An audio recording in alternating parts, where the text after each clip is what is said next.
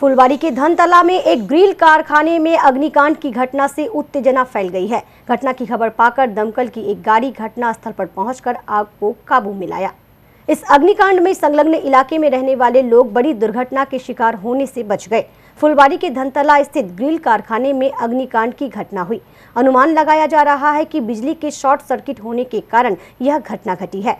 घटना की खबर पाकर एनजेपी थाना के पुलिस तथा फुलवारी हाईवे ट्रैफिक आउटपोस्ट की पुलिस मौके पर पहुंची।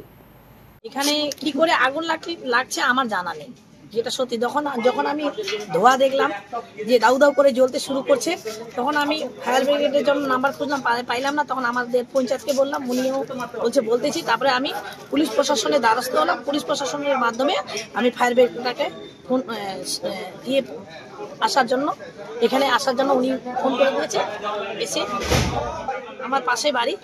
আমার এখানে ভয় ছিল যে আমাদের ফ্যাক্টরিতে আগুন লেগে গেছে, মানে আমাদের বাড়িঘর